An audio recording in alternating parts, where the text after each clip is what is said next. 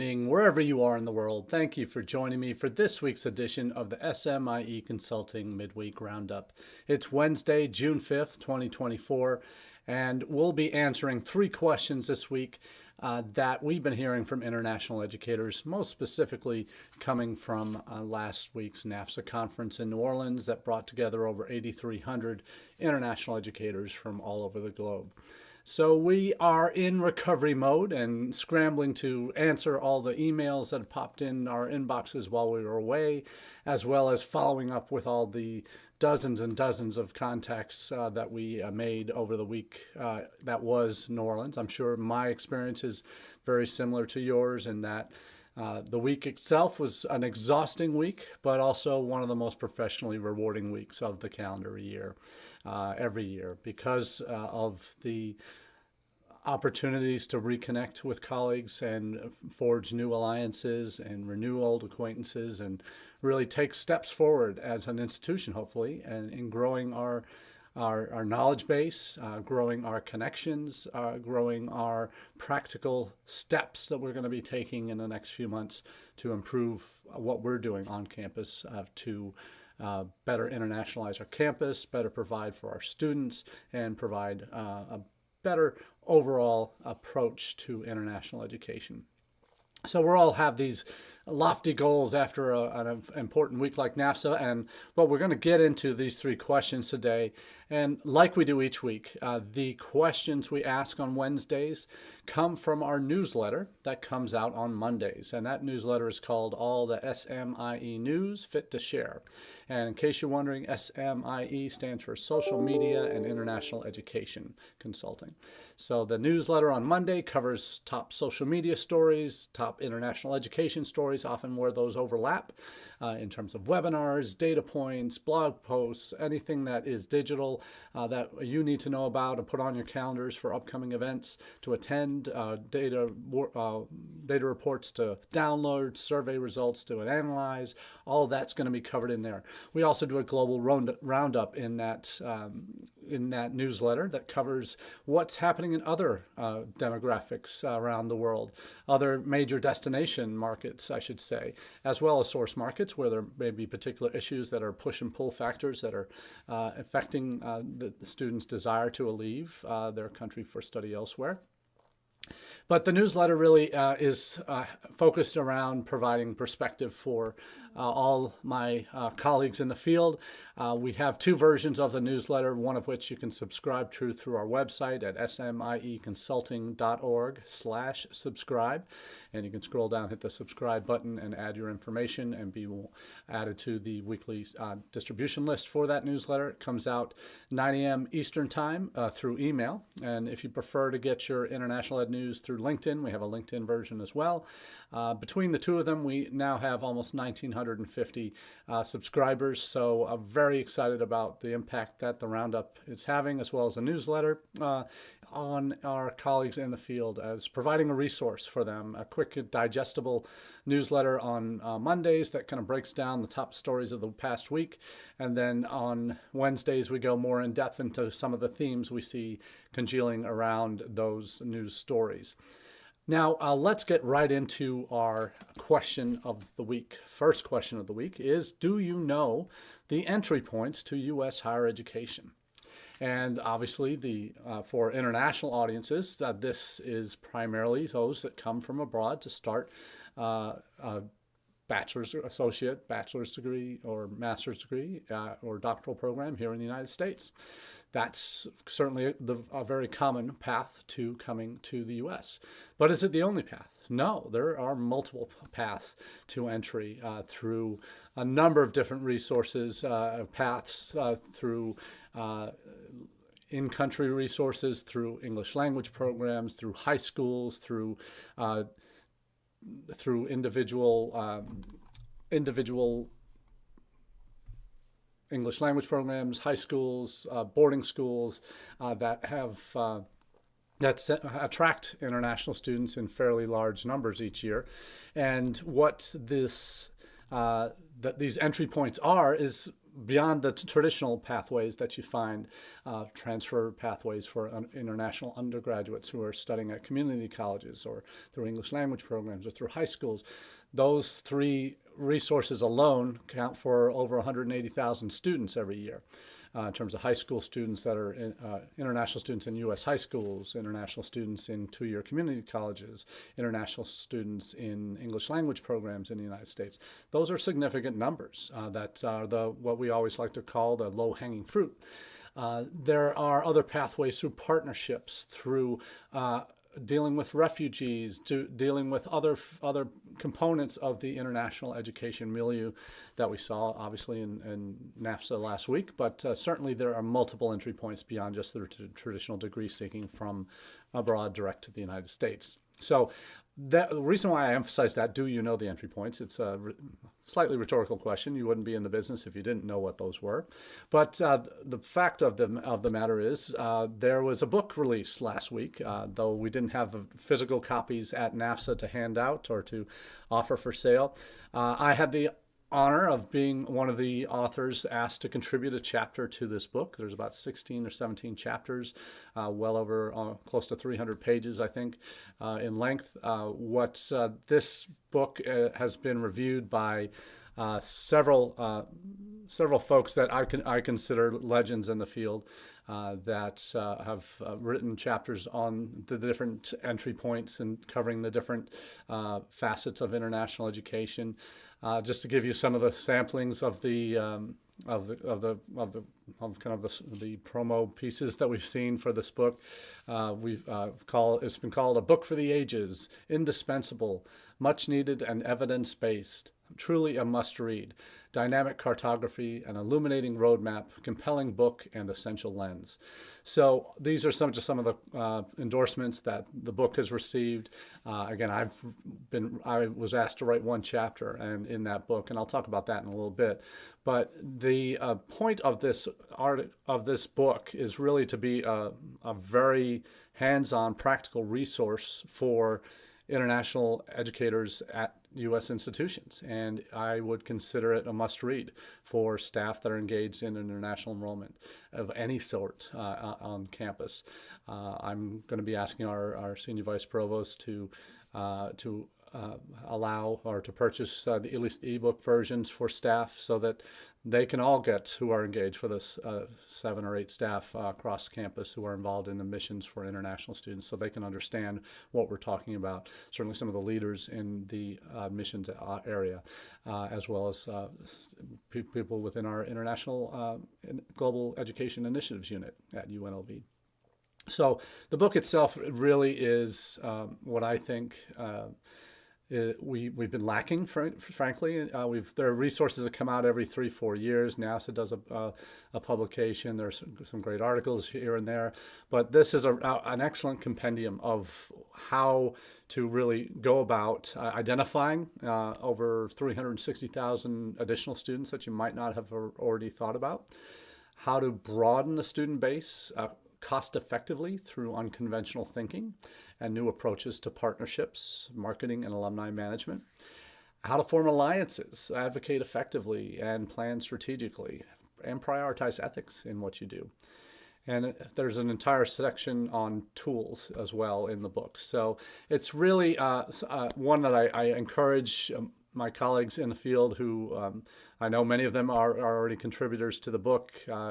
Jing Luan, former provost at San Mateo Community Colleges in California, Larry Lifson, Andrew Chen, George Kasenga, Mirka Martel, Julie Baer, Lindsay Addington, Anna Asaki-Smith, Maureen Manning, Darla Deerdorf, Layat Habati, Kelly Chung, Shannon Davidson, Ralph Lemke, Gretchen Dobson, Ben Waxman, Asai Jamal, Ling Zhang, Francis Miller, David D. Maria, Marcy Franken, Lisa Maroney, Per Nielsen, Lars Weston, Christina Davison, Karen Bauer, Chen Yu Shen, Peter Vermeulen, Brian Whalen, and Krishna Bharta. Bishta, excuse me.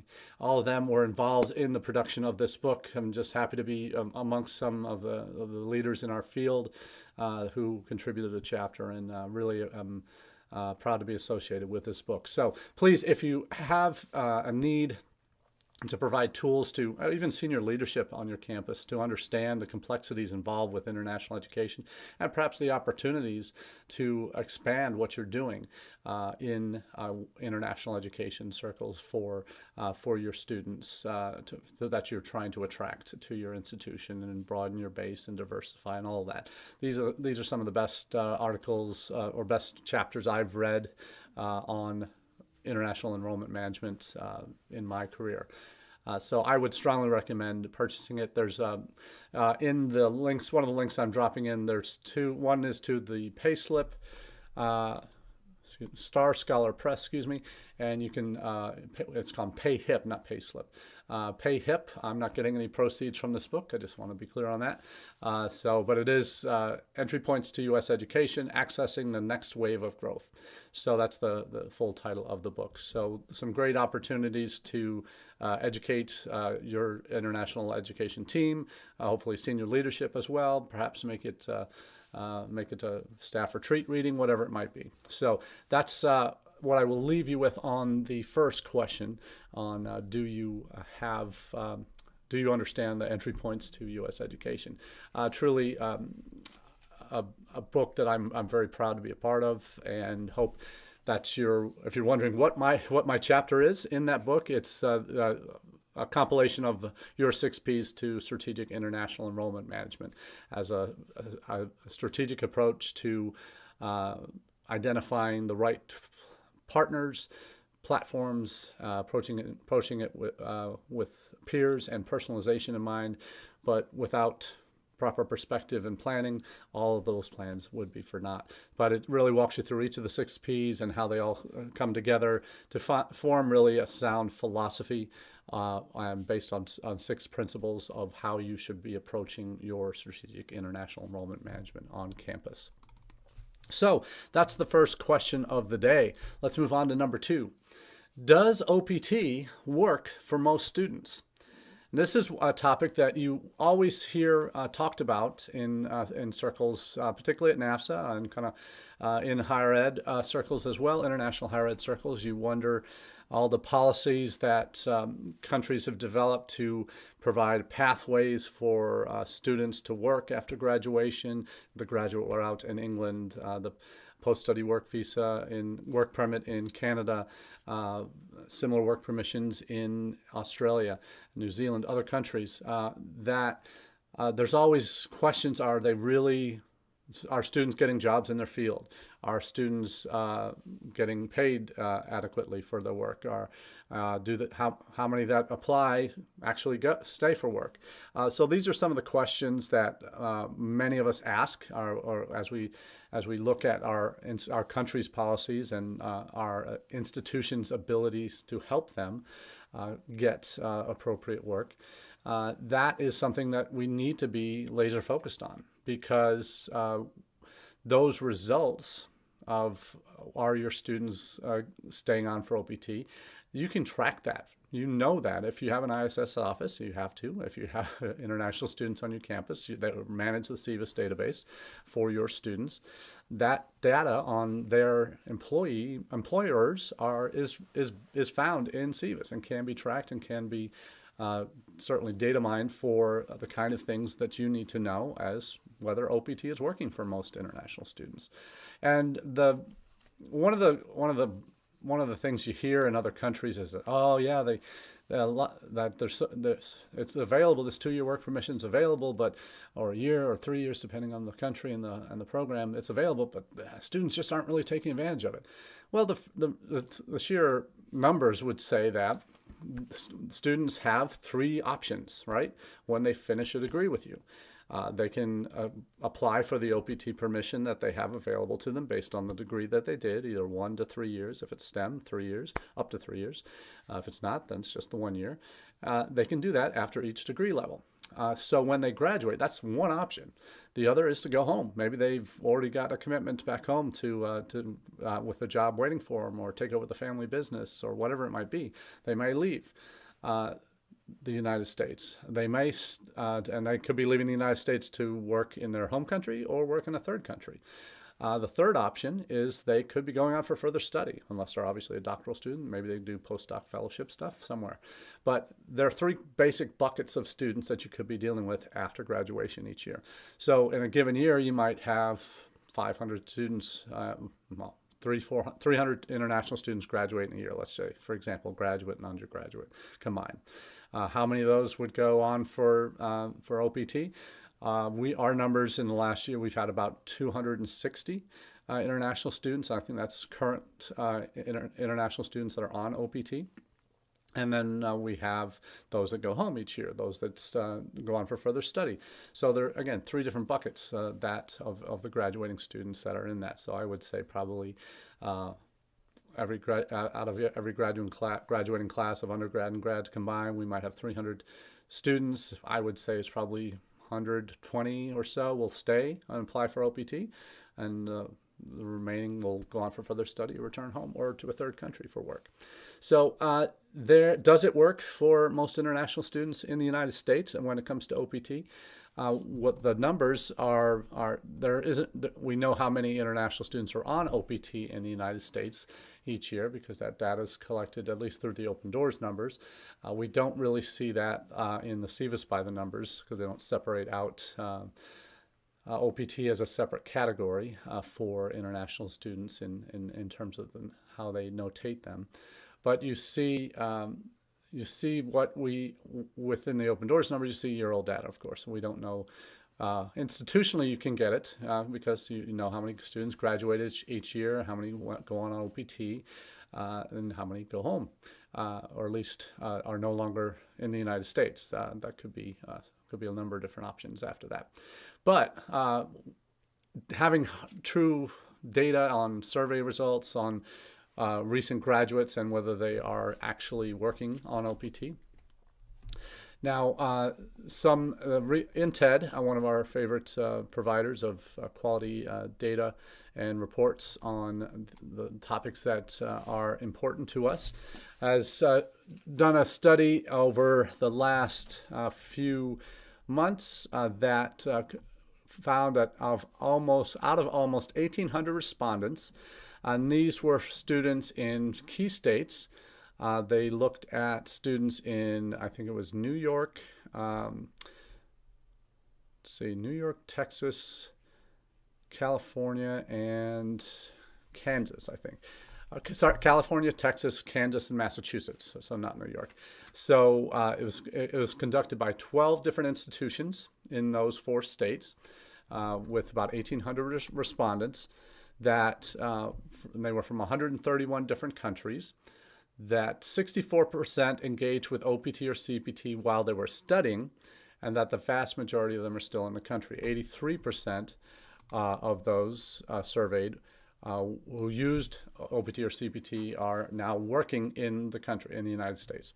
So that's what the survey results found, that 77% of those 1,800 or so graduated with STEM degrees, and 65% said that they now hold STEM-related jobs as well. So they're 65%, I don't know if it's 65%, I think it's 65% of the total rather than 65% of the 77% surveyed who were STEM. So that would make sense to me in terms of good percentage of those who had STEM degrees want to stay. Why not? 65% of the of all the respondents decided that they hold STEM-related jobs. So those are significant numbers. Why? Because they get up to 3 years of post-study work for each degree level: bachelor's, master's, and doctorate. So those tell us a story that they are that carrot of the 2 extra years of work permission that has been in place since 2008 and late in the Bush administration has had a significant impact. It's keeping students in the country longer on OPT, and that allows them future benefits of extra years of work permission, and increases their runway to potentially qualifying for H-1B. So the good news is, if you're in a STEM field and after the first year the company decides they want to hire you on a more permanent basis, semi-permanent basis, they can apply for an H-1 year. If you don't get it the first year, you still got 2 more years of OPT that you can still work for them, and then they can keep applying for that H for you in those second and third years. So the data is really showing from this survey result that that students will take advantage of the OPT, particularly if they're on STEM. So whereas the numbers of STEM degree or STEM students in the United States is a little over 50%, the data for the respondents shows that 77% of the respondents were STEM. So those are probably the ones that are most likely to stay in and work for and take advantage of their OPT. Maybe those that aren't STEM, it's a little bit harder market to qualify for OPT if you are not if you basically only have a year to convince an employer to keep you on longer terms. That's more of a risk for the employer. So there may be fewer, that's why there may be fewer non-STEM students who are on OPT. Because they might get jobs elsewhere. They might need to go on for further study. They might decide, hey, well, they're going to be, if they're graduating with doctoral programs and they're non-STEM, they may be staying in university lives, and universities are exempt from the H-1B caps, so they can hire as many H-1Bs as they want, as long as they follow the proper Department of Labor hiring procedures. So the data really does seem to say that the benefits are there for international students to continue on with OPT, that they are taking advantage of it, particularly those in STEM fields. So there is data that shows that even with that advantage, even from the survey results, that international students that has a U.S. degree and lives in the U.S. are 21% more likely to own or rent a home than their domestic student equivalents, interestingly. And even with that advantage, in the article, Pine News article about this, only 39% of respondents said they intend to continue living and working in the country. 45% say they plan to leave, go home, or to a different country. So it's almost evenly split, slightly less saying that they're planning to stay long term, which they do have the right if they get onto an H-1B track for semi-permanent residency, for permanent residency and then eventually citizenship. But a little less than half want to go home or to a third country. So that's so you say a little less than a third, about third. Well, let's see, 84%. So we got 84% between the two of them staying or going, and about 16% undecided. So that kind of gives you a little bit of a sense of what the numbers are. So 16% plan to pursue further study. That was the third option. There we go. That makes more sense. So that helps from an institutional perspective, that they also have some salary data jobs on the jobs for the students in California, or software developer pay, and so some really interesting numbers here. But this INTED report that's profiled in this Pine News article really is, I think, a very insightful piece to kind of lend credence to, hey, if you are STEM, you're going to have opportunities for OPT in the United States. The greater majority are taking advantage of those. So that's what we're looking at right now within the second question here. The other part of that is so the data showing from the survey that OPT is successfully being used by international students. And if you look on the front end of the process, what motivates, say, for example, graduate business students choosing North American institutions. There was a QS report that came out last week as well. Top three or four pieces of the puzzle are welcoming environment for international students at 54%, offers scholarship 54%, and third and fourth are it has good career services and it has high graduate employment rates. So those for international students coming to the United States for business programs is also an important factor of that. And we've seen increasingly business programs in the United States have been adding in STEM specific graduate business programs in quantitative finance, data intelligence, data security, or cybersecurity, data analytics, those kinds of things that do qualify for STEM, that have that business focus. So those are some real benefits for graduate business students coming in. The career services and high graduate employment rate, where almost half identified those as the top reasons why they're choosing business schools here. So that should give us a little bit of good food for thought as we move forward. Last question of the day is, what did you learn at NAFSA last week? And I ask this for everybody. And this is a topic that, when you think about it, I mentioned earlier at the top that this conference is always the most exhausting week of my year, but also the most exhilarating, because I get so much energy from the connections I renew, the new relationships I form, and the things that I learn. And for me, getting to talk to experts in key markets that we're trying to attract students from, and hearing some comments that are counter to what I've been seeing in a lot of the data that's been coming out in terms of India, for example, as kind of main driver of growth for the United States. Apparently this fall, may be an off year for us if we're comparing it to last fall.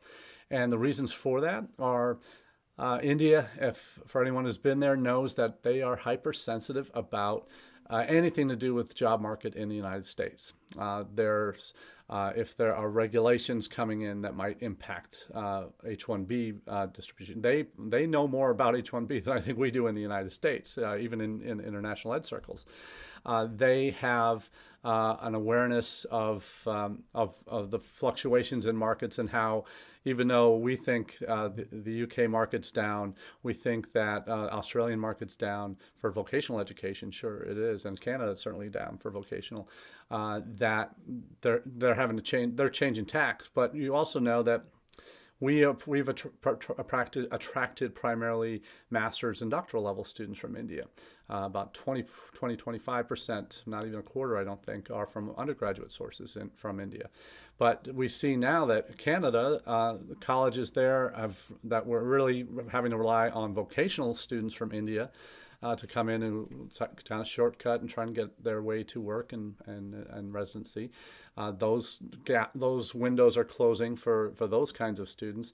That it might be an opportunity to open for Indian students who are looking to go for master's programs in Canada. So we might not be seeing that, but they are in Canada, perhaps. In the UK, they've cut off the dependent visa, which attracted quite a few Indians to the UK. Are they seeing differences in their numbers there? And I think the numbers have, at least application-wise, have been going down. So hearing from some of our top agencies in India say that, hey, it's going to be a rough year because, hey, the rupee is still down against the dollar another 7 or 8% this year. We see the wait times for visas are getting worse, even though the new Hyderabad consulate, the visa denial rates are up. There's some other factors, again, with the job market that there's some fears of what Trump will do if he's elected again. There's all sorts of different elements there that can affect how we do what we do, and it's important to be listening for those from some of the key people in the industry. So we've got this great book that was just released. We've got the data and reports that everybody seems to highlight that pop up in NAFSA, conference sessions and all of that. So we really see a lot of new ideas percolating up to the surface, and new theories being shared, and I always get energized by a lot of those. And I always find one or two things that are outside the box that I'm really eager to explore a little bit further for our institution, and some opportunities to do some new outreach to markets that we might not have thought about in the past. Maybe getting to Bangladesh for the first time later this summer. So we'll see what happens, but there's always optimism coming out of NAFSA. And I know I was already at a reception when the news broke on Thursday about the indictments or the conviction on all counts former President Trump, and that in NAFSA circles was hugely received. It happened during one of the plenary addresses, and people were texting and all having all sorts of fun, celebrating the 34 counts or whatever it was. But is that the end for him? No, it's not. He will probably appeal. Maybe he'll get it overturned. We don't know yet, but he'll have that on his record now. Maybe it will. Maybe he will. Maybe he won't. Who knows? But what I learned last week at NAFSA is that this field is ever changing from month to month, certainly from year to year. There are drastic differences impacting what we do in our profession, and it's a program, a place that I call my home. And I did my weekly roundup, or my midweek roundup last week from the exhibit hall, talking about finding your international tribe and how NAFSA and the people that attend that conference are very much my tribe, and I value them very highly both professionally and personally. For the place they hold in my heart and in my head, the people that I've been able to build strong relationships with over the last 31 years I've been in the field. So always lessons learned at NAFSA. We'll be sharing more of those as the weeks go on. But for now, I wish you the best of luck and look forward to chatting with you next.